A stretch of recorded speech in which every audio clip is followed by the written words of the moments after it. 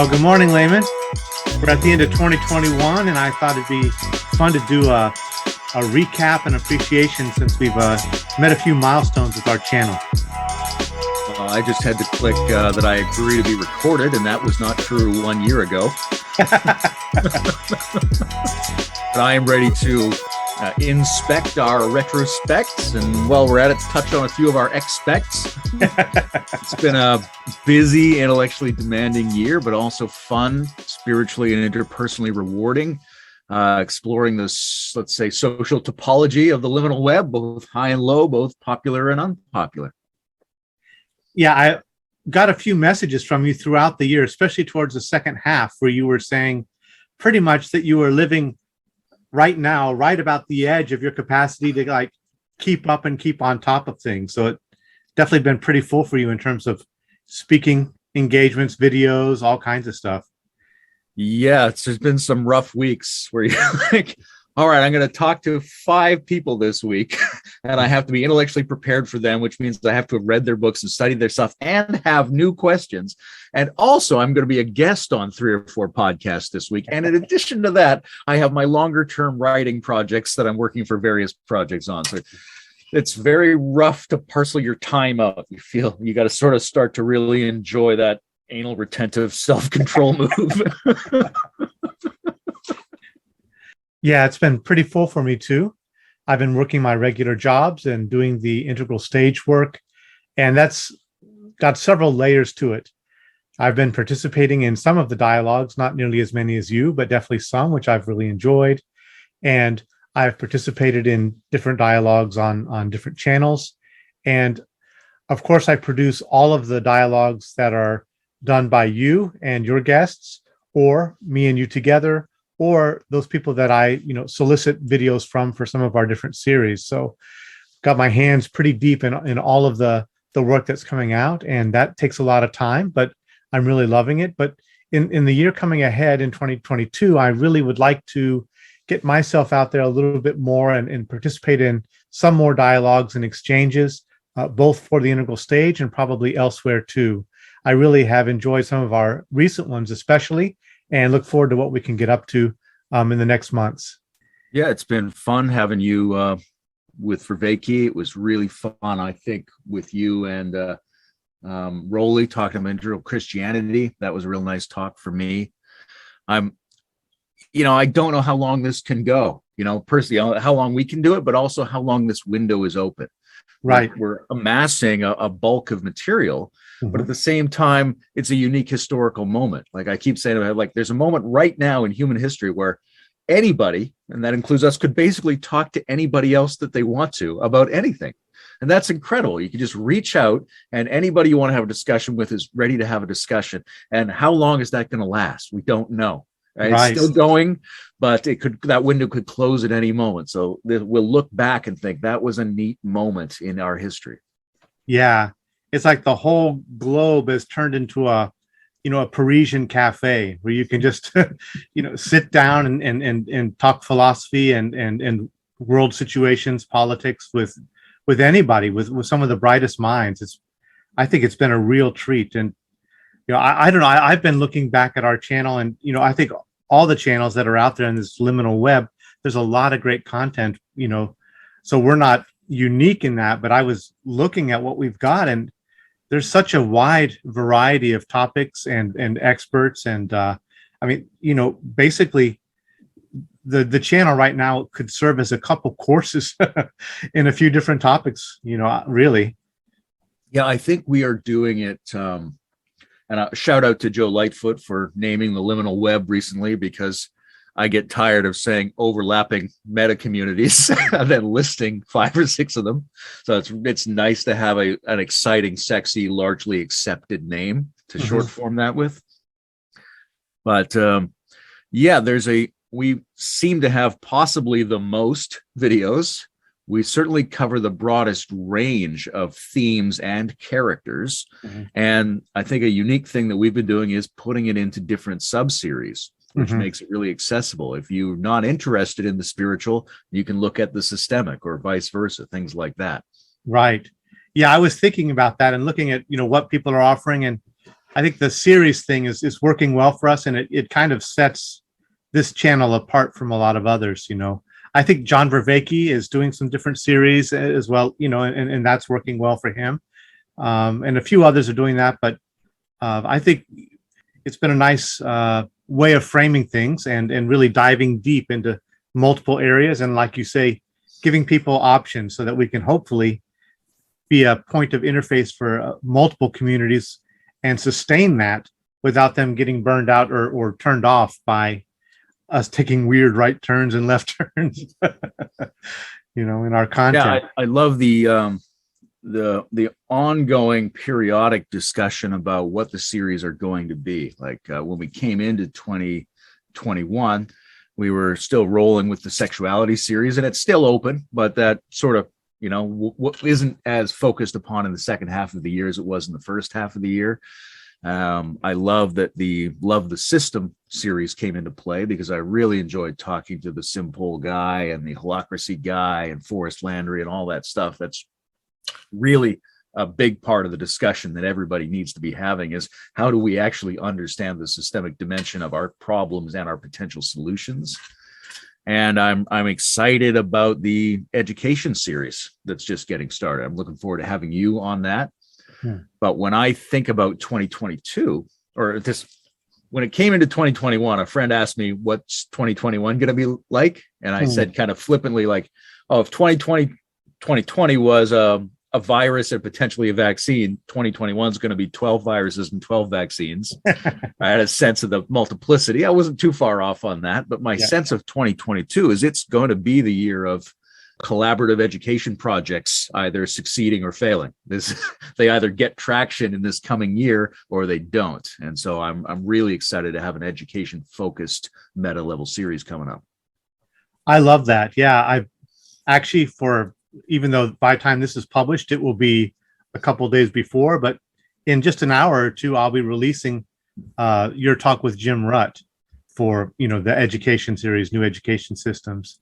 And definitely looking forward to doing it with you. That was a big inspiration for me many years ago, back in the 80s and early 90s. I'd been looking at monastic vocations and different kind of spiritual paths. And I think it was under the influence of Krishnamurti, I really started thinking about the value and the importance of education for working at depth in society, with perception, with consciousness, with awareness, with conditioning, all of those things. And I think it's really vital. And with so many people with their fingers on the meta crisis right now and the meaning crisis, I think education is that's a big component of that, a linchpin. Yeah, I think in what could turn things around or keep them on this downward spiral.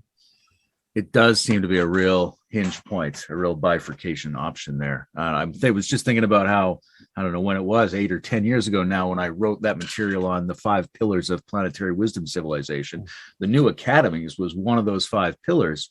And I knew at the time that I wasn't taking a deep enough dive into it. So I'm really looking forward to fleshing that out and seeing where people are on that topic right now. Great. Yeah, I'm thinking about, we've got the education series probably coming up in 2022. We've made a tentative start towards something on integral art and aesthetics, with your talk with Michael Schwartz and Zach Schlosser. And so hopefully there'll be some good aesthetics dialogues coming up. The non-duality is going to continue for a little while. I think we've got a few more speakers at least lined up. Anything else that you're really thinking about for 2022? What topics? I want to touch in on that, the mandala of short non-duality videos, because I think that's perhaps historically significant. It's one of those things where it reminds me of the collections of great mystic material from both philosophers and experiential mystics that would come out of the Himalayas or things like that in other epochs. And I don't know of anyone who's really done this. Right? It collected these bite-sized samples of ideas and experiential takes on what non-duality is and start to collect them in one place. Maybe some people have tried it, but not to my knowledge, though it seems like a really important contribution. I would like this psychotherapy series that we started this year to keep going.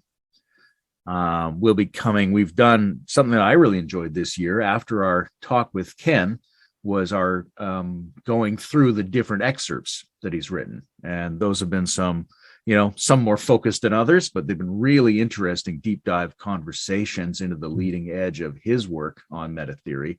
And we'll be coming up on the final one next time. And I think it would be interesting to have another conversation with him about those specifically once we're finished going through them. I'd love to do that. Yeah, we've got excerpt G coming up as soon as we can digest it. And we've also got at least one more episode with John on the Rethinking Religion, and possibly more, just depending on how that goes. But towards the end of January, we'll be recording another dialogue with him for the Rethinking Religion. Yeah, I'm obviously, as always, we would love to have more women on the series. Yeah. Right? We've got some, but not nearly enough. But at the same time, you don't want to force it. And at the same time, it's only partly up to us. Right. To say yes. That will be interesting. I look back, this year we started doing audio podcast versions of many of the episodes in a couple different series. I think that was an important move. Mm-hmm. I also really like that talk I had with Adam about his history as an integral crossdresser. Mm-hmm. And it was under the rubric of, this is just some guy, right? Where doesn't have a book, he doesn't have a philosophy. This isn't about some specific thing. It's just about his experience as a human being, right? About how he got to this community and where he is now. And I would love to do some more of those, of just somebody in the community discussions. I remember seeing a story, probably a lot of people have seen it in maybe one of the Nordic countries, a library deciding to make it where you could check out human beings and just talk to them for an hour or two and really get to a feel of their lives and their perspectives and their ways of doing and being. And so I think that could be our library series here. I've got some different landmarks and things that I could talk about for our channel for just a little bit. Sure. So yeah, a lot's happened. You mentioned the sexuality series, so I'm going to say something about that in just a minute. But two kind of metrics or bigger milestones in that area, metrics of, we've got 20,000 hours of watch time. We made that number, I guess, last month. So we've got over 20,000 hours of watch time so far. That's a pretty hefty chunk. And we crossed the 2K mark for our subscribers. So we're at 2,134 people so far, subscribers so far. And we've got, a few things I want to talk about in terms of, how our videos are doing. Two of our most popular recent videos are the artful scaling of the religion that's not a religion with you and Brendan and John Vervaeke. And then also the Rethinking Religion with John Vervaeke and me and you. They're also among our top 10 videos for the year in terms of number of views. The most popular video in the last year is episode 1 of Sexuality series. A lot of our videos get, the ones that are like the most popular and getting the most views, they're about, typically between 1 and 2,000 views. Can you guess how many we've gotten for Sexuality series episode 1? No idea. 23,736 views. So it's just way ahead. That's interesting. Of all we should definitely do some more sex videos then. Exactly right. So yeah, of the top 5 most popular videos for the whole year, 4 of them are from the Sexuality series, even though that's kind of waned in this year, and we've turned on to other subjects. That's remained a popular series throughout the year. And yeah, it's in the top 5. The only other one in the top 5 is the Utopia episode with Paul Marshall. And then, yeah, in the top 10, that includes, the Rethinking Religion and the Artful Scaling videos and a few others from Utopia and a few other of the series. But yeah, so it's interesting. I mean, sex sells, right? So yeah, and I would like to point out that that's also the series where we've had the most female engagement in terms of conversations, right?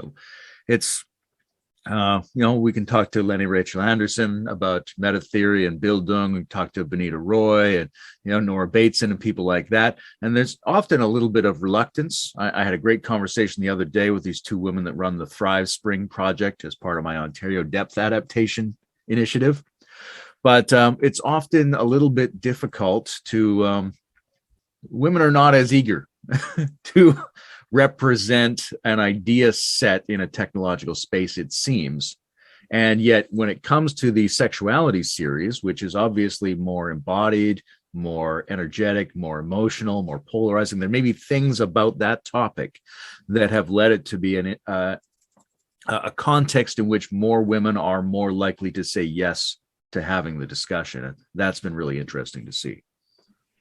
Definitely. Yeah. And among the top 10, your talk in the sexuality series with Gata Jane, your cousin, and then also I think Ria Sokol, she's among the top 10, in a number of views. So yeah, I'm really, interested to see where the women are more interested to participate and not. And I think we've got to do whatever we can to make what we're offering more inviting, so that we can get, different levels of engagement from women and from other members of our community who don't get so far much representation on our channel. So your TSK series, which I have watched a sadly small percentage of so far, but the fact that you've been doing it and the fact that there are enough people to have that conversation is really impressive. And it must represent something significant in the history of that mode of thinking, right? There's communities and there's texts, but some kind of large, sustained set of interviews that are really deep around those issues. I can't imagine that's existed before, and that's a real contribution to that way of thinking. I've gotten some feedback from a number of people in the community, and they've been really grateful for that series. There hasn't been anything like that. There have been different independent videos, people, offering some talks or some thoughts or some interviews, but nothing sustained like that, and nothing really trying to collect most of the leading voices on it. One of the videos that I would like to do, and I'm in negotiations with the son. He's a 100-year-old gentleman. He's probably the longest practicing TSK teacher and one of the earliest people who were trained in TSK, and he's got a lot of deep experience. I think it's okay. He probably won't be watching this particular little episode of ours, but he's in a place of his own internal process and working with TSK that he doesn't really feel like he needs to pull it into verbal form. He's living somewhere else, and it's not that much of a need or a desire to try to put it down into little interview format. So his son is working on him, saying that this is good for posterity, and it's all of these kinds of things. So we may still do it. I would love to do it. He's a really respected teacher and got a lot of experience, and I think he's in an interesting place in terms of his own perception and way of being. And so we'll see if that works out. Otherwise, there may be a few other. I've got some people who are teaching and practicing TSK in Europe that I'll be talking to in the early part of this coming year. There's a parallel there, I think, with the Fire from Heaven series that we've been doing. Right, I don't know of another sustained, ongoing, publicly available audio-visual deep dive into satsang and spiritual transmission anywhere else. That's something we intend to keep going because there's just so many dynamics and perspectives and concerns and opportunities there that really go underexplored and underappreciated. Yeah, I think that's a great contribution, and I'm really glad you went there because a lot of our integral circle discussions, while that's in the background, and there are some people who appreciate it and some people who came out of the Adida and other communities who have direct experience with that kind of thing, it hasn't been forward in our conversations very often. But I think it's a really important thing, both for the psychological, psychospiritual dynamics and more the depth dimension, contemplative dynamics of that. I really appreciate the flexibility and the risk taking involved in what we're doing, right? That we're, like you say, there's areas, subzones of these communities that don't necessarily get along with each other, even though they share a lot of core sensibilities, cognitive capacities, and concerns about the world, right? David Long is not necessarily watching the spiritual transmission series, right? The meta-modernists are not as concerned about the psychology and the spiritual dynamics, and some of those people who are coming out of spiritual background communities and adding these new idea sets, they're not that concerned about the politics and the economic transformations. And so that kind of diversity, I think, is really important. And in terms of the risk taking, like, first of all, it's a risk just to talk to all kinds of people, because you never know what's going to come up. But also, I think we've done some controversial things this year. Right? I don't want to get into specifics about what they are, but we've had to face a couple of situations in which we chose to talk to and broadcast people that were upsetting to others. And then we had to hear about that. And then we had to decide what to do about that, right? You reach out, you have those conversations, you want to uptake the perspectives from all the other people that are involved so that we're going ahead in the richest, most considerate way possible. But we're still coming down on the side of the most important thing is to make these things available, to expose people to things, even if it sounds upsetting and dangerous or slanderous or whatever. And there's ways to modify that and make it safer and make it more palatable to people. But at some level, it's always going to be provocative. I love that we have the Salon of the Bands. And I would like to do much more along those lines, because I think it is especially important going forward in this cultural climate to give people the option of seeing something that they're worried about. Speaking of David Long, I've been hearing through the grapevine that our discussion with Ken Wilber is going to be featured he's going to do a reaction to the whole thing, a deconstruction of it, I think. And he also apparently is working on 5 or 6 videos about me. So I'm interested what that's going to be. I'm open for the dialogue. I hope, I wish him well, and I'd like to see him doing more content. I wish we could get past some of the, the rough spots and the bumps, and get into, his contributions again. But yeah, that'll be interesting to see. So we apparently, at least in that community, if not you, I have generated some controversy. So we may be getting some infamy in the year ahead. We'll have to see. I find it hard to imagine that you're more controversial than I am in some community. Yeah. Me too. David reached out to me about that. I sat down with him for a couple hours and talked about Ken and the interview we had with Ken.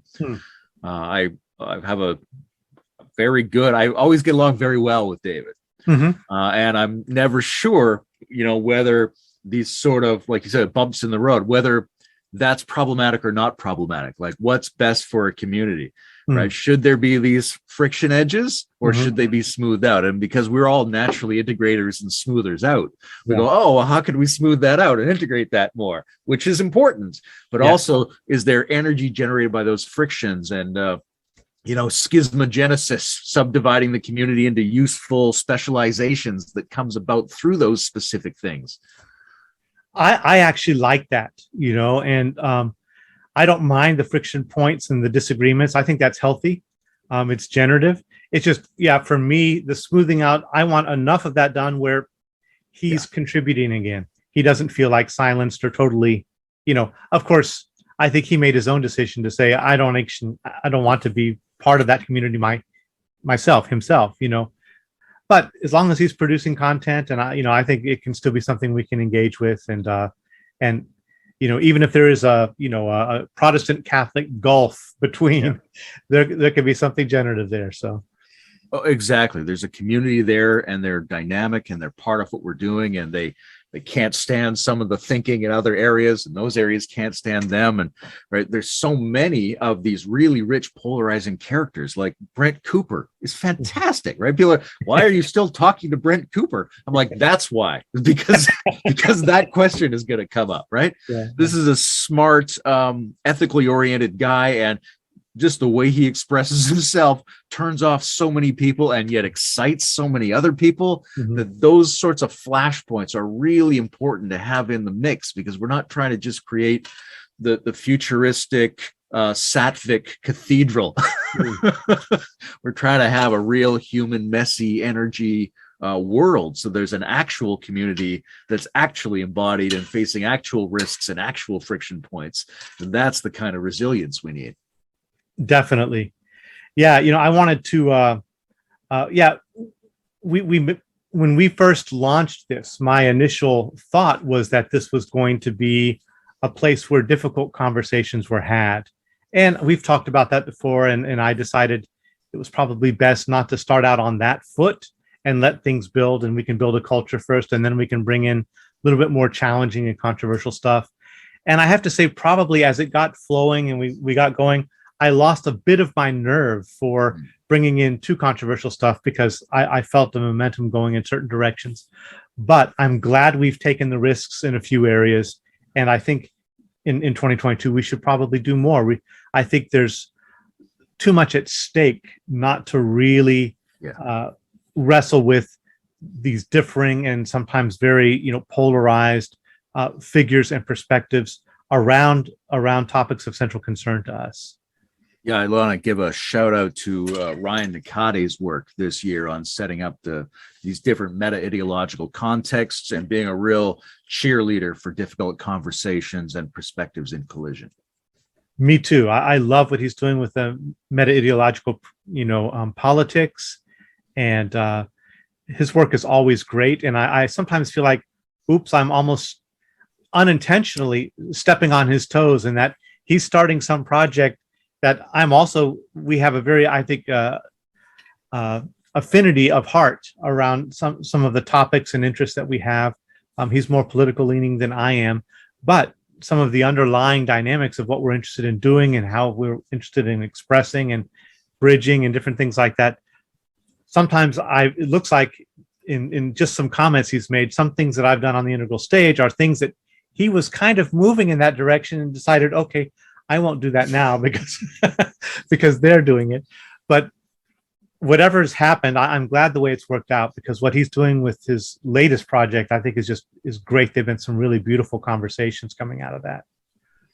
I realize I've been doing several shout outs to people, and while I'm on it, I want to do a shout out to the community and to all the listeners and the whole liminal web, because they are so engaged and thoughtful and perceptive and tolerant of my variations, let's say, right? Like the fact that I can sit down with esteemed international spiritual teachers and have a really nice, sober, sincere, respectful, idealistic conversation, and then sit down with Marshall Eon and just be as offensive as humanly possible, and that these are not getting in each other's way. Yeah, that's a very beautiful thing, and it speaks very well of the people, of the self-responsibility and self-awareness of the people who are consuming this content. Much agreed. I wanted to give a shout out to, let's see if I can find it on my list here. Yeah, we've got a Patreon account, and we've been supported over the last year, a little bit longer than a year, by right now it's just a handful of people, but I want to give them a shout out because their support in this way has meant a lot. We haven't earned that much yet. I think we haven't even crossed the $500 mark in what we've earned over a year and a half, but everything has been much appreciated. Derwin Foster, Brendan Graham Dempsey, Deza Gale from New Zealand, Brandon Norgard, Roman Angerer, Jared, Mike McElroy, and Darren Shetler have been consistent contributors to our Patreon account. So thank you. Big shout out to all of you. Thank you very much. And we also received one very generous gift that was split between me and Layman from somebody who I won't name, but I don't know if they want to remain anonymous or not. But the amount that Layman and I got was both enough for us to buy a little equipment and to take a champagne bath, separately, of course. So that's really appreciated. At the $10,000 level, we'll take that champagne bath together.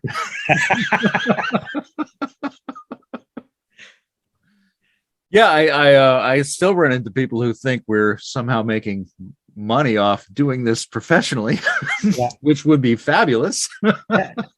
But we're nowhere near that. This is a labor of love and an amateur work so far.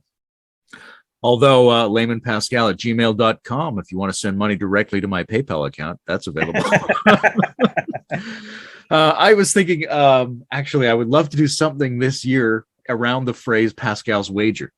And I was trying to think whether it's a flexible enough concept that I could include a little segment at the end of every interview that duplicates the logic of Blaise Pascal's religious argument in terms of whatever topic is being discussed in that interview. And I haven't quite been able to see how to do that, but I think it would be fun to have a little Pascal's wagers section at the end of each video. That's awesome. Yeah, let's think about that. I like it. Yeah, I know you and I have an event with Brendan coming up. You're going to be teaching, and me and Greg Henriquez will also be there and contributing something at a retreat, Metamodern Spirituality Retreat in Vermont in May. So perhaps we can generate some video content in relation to that before or after, depending on exactly what we're going to teach and what comes up through that kind of working on that project. There's so much overlap here between different projects. Like, I think if you and I do a presentation there around practices specifically related to adjacency and grammatology and things like that, that's also going to fit in with the material we're working on for our book together. Yeah. Likewise, the things I'm trying to set up for those talks are also overlapping with the project I'm working on with the Parallax people and Tom and Mark to sort of start to set up a rebuilding spirituality course for Parallax. All these things are so interwoven, and I'm glad you mentioned Brendan, because his work on initiating metamodern spirituality as a discussion topic, I mean, it overlaps a lot with integral post-metaphysical spirituality, but it's such an open field, right? Without the concept of integral, many people come in a fresher mode, ready to have an unknown discussion around some new kind of spirituality that they're calling metamodern. And that's a really beautiful open space. And Brendan's done a great job of inviting people in and tending that space this year. This background is my apology to Brendan.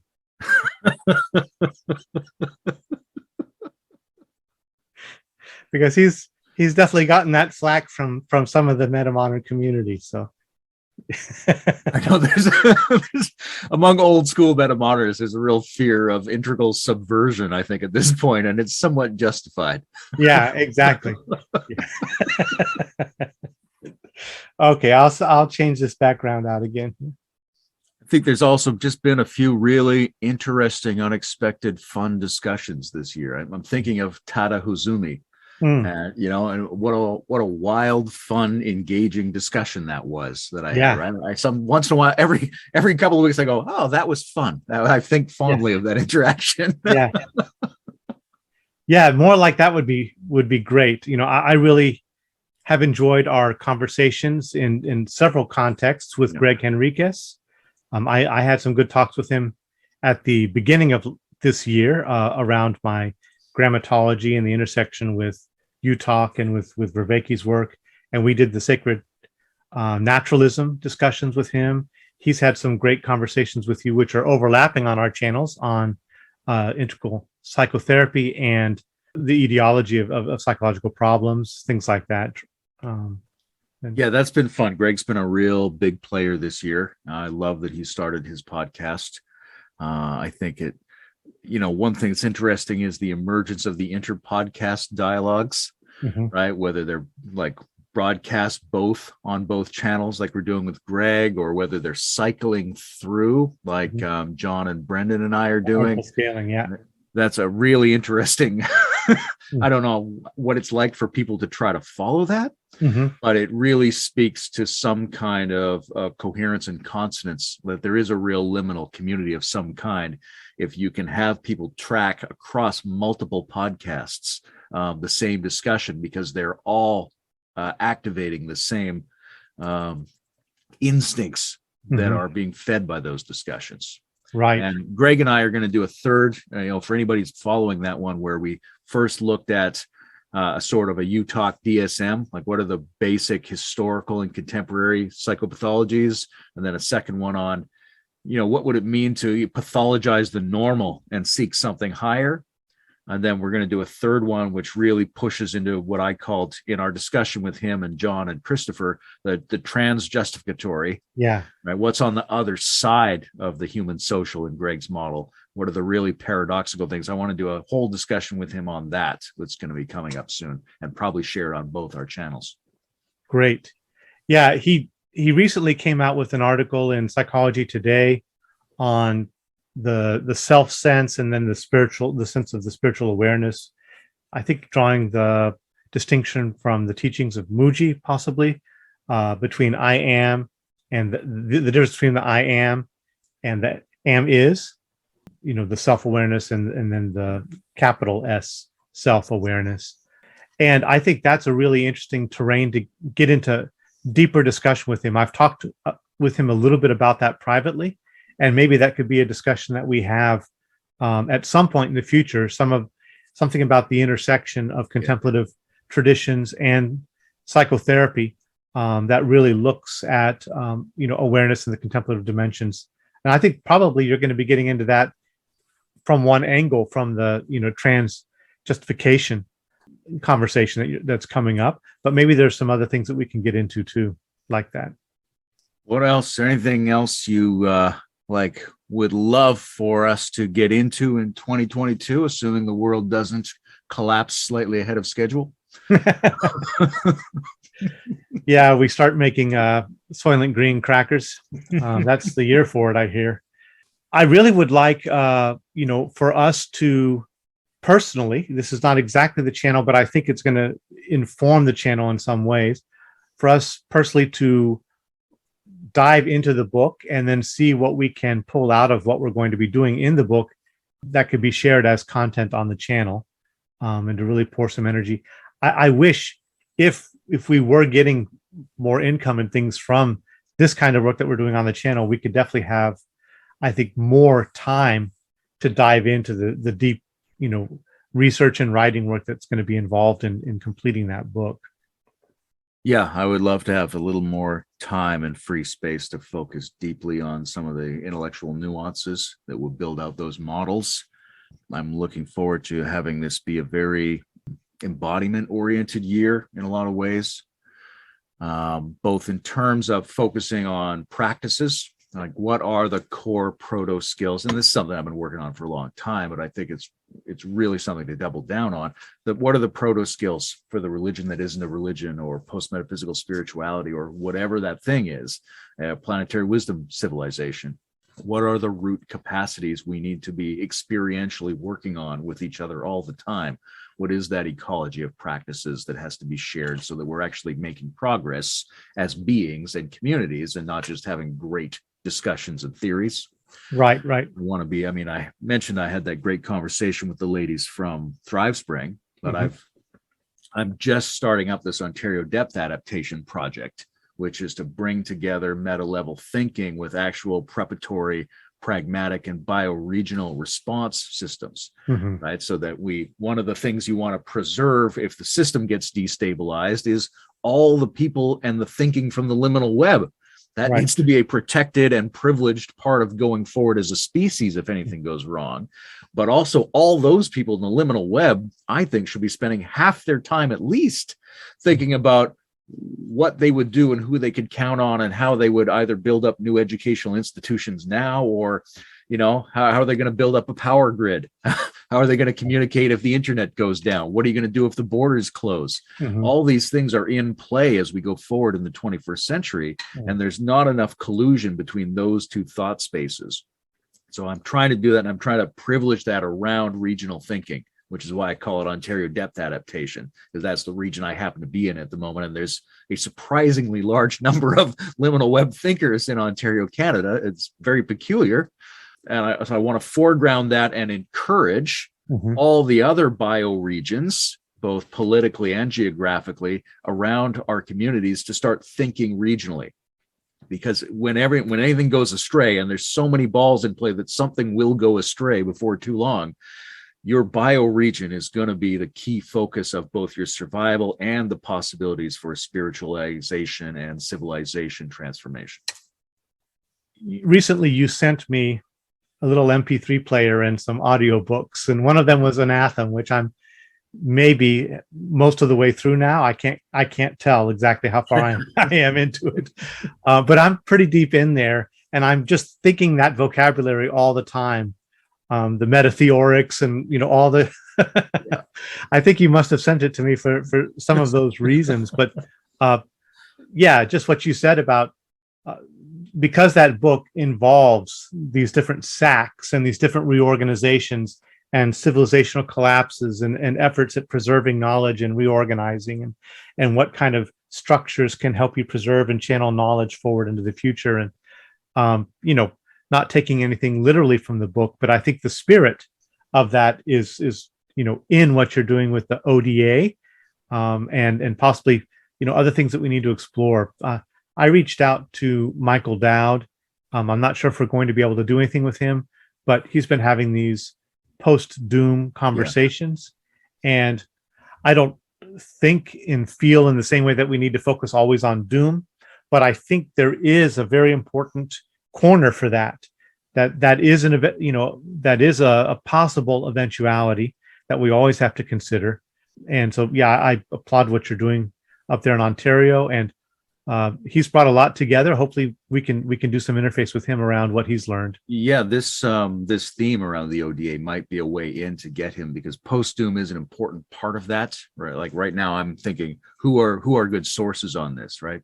Jem Bendell is interesting. Michael Dowd is interesting. We should probably talk to our friend in Sweden about the Dark Renaissance. Yeah.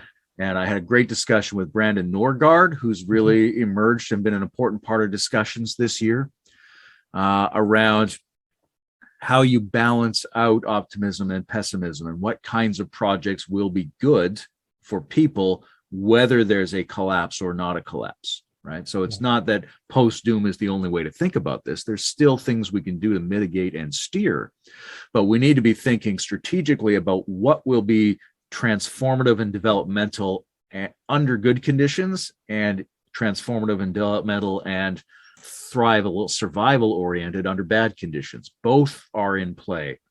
And if we can think of solutions that satisfy both conditions, those are the ones we should double down on. And Brandon's got a really interesting attempt to think of the set of different moods about the human future that he thinks are in play in integral level thinking. And I really encourage him to go forward in that. I really feel sorry for him because I think he's got some great ideas, and Marshall just got him canceled with a episode that came out like 1 or 2 days ago, I think. It's all over now. It's all over now. Somebody says a bad thing about you on the internet, you're done. Yeah, no, he's great. I really like what he's working on. We're kind of maybe planning a meeting in the next week or so, possibly, to do some strategizing for work in our corner of the globe, since we're both in the California area. I would like to see, more that we can do in this community, in the integral stage community, towards generating in-person symposia or meetings, retreats, things like that. Right now, COVID is still interfering with that, but that's one of the things where I really want to aim, whether it's like late 22 or 23, is to really think about how we can bring, aspects of this liminal web community together to events that really can focus on strategic projects or brainstorming sessions, practice sessions, things like that. Yeah, absolutely. I love Brandon's trying to get an Emerge event in California coming up. Right, if we can make this thing in Vermont in May be the first of an annual or biannual series of metamodern spirituality gatherings that Brendan can be the custodian of, that would be great. Yeah. It's important to set these things up as regular expectations so that a community can actually form and interface with each other around them. Right. And I'd love to shout out to a few more people who are really doing good work in bringing people together digitally, right? Obviously, the STOA is doing fantastic work. The Integral Leadership Clubhouse space has been doing really good work this year. And those are things that should continue, but also become embodied in some way. Right. Not only internationally embodied, but also embodied in terms of mutual support and anticipation networks in particular parts of the world. While we stay as open as possible to our whole global community, we also have to think about what happens if the lights go out. How do we keep this thing going then? Right. And one of the things that I've been thinking about, and our patrons will be some of the first to benefit from it once we're able to get the time and resources to pull it together. And I'm hoping sooner than later. Books survive power outages and things like that. I would really like to be able to turn some of our more weighty and content rich series and dialogues into either articles or little anthologies of perspectives. And it's not that hard with decent transcription software and a little editing. We can put some books together. And so I really would like to do that. I can't say in the short term, but in the medium term, as soon as we're able to really get resources and everything for that. Well, that's getting pretty close to an hour. This was a lovely conversation. It's been a fun year. Looking forward to whatever we do next for all the reasons we've just gone over. And again, just a tremendous sense of gratitude isn't even quite the right word. I'm thinking of the community. And I want to say something like I'm grateful, but it's more going out from me than coming into me.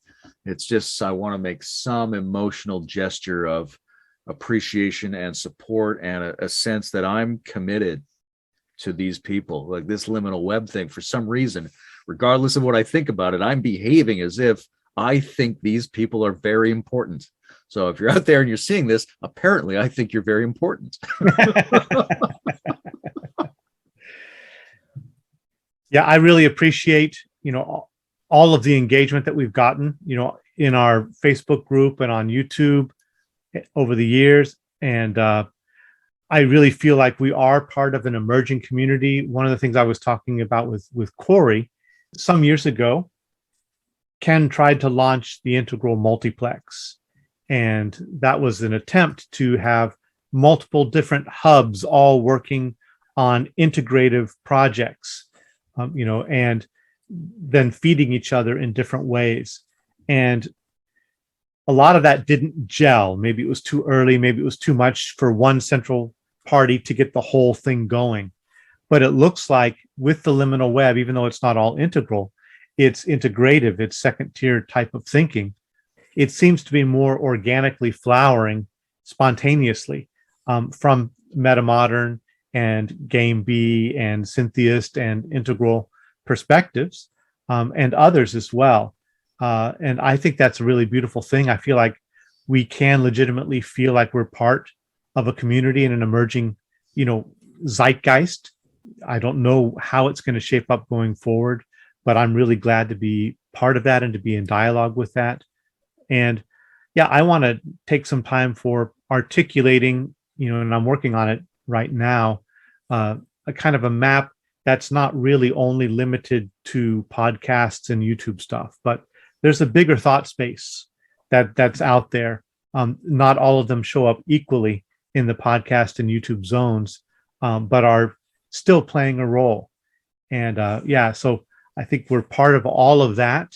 And it seems to be something really, really needed at this time. Otherwise, it wouldn't be spontaneously emerging in so many places. with so much energy and inspiration. It does feel like a religious moment in the sense that you mean, rather than, in the sense of belief system, but something that's generatively drawing on multiple strands and of thought and ways of being to generate something new. It really feels like that's happening, that there's a kind of, as Alexander Bard is calling it, a dark renaissance, right? But something happening where there is a surge of energy and inspiration, and maybe, growing from a growing oh shit, of whatever's going on.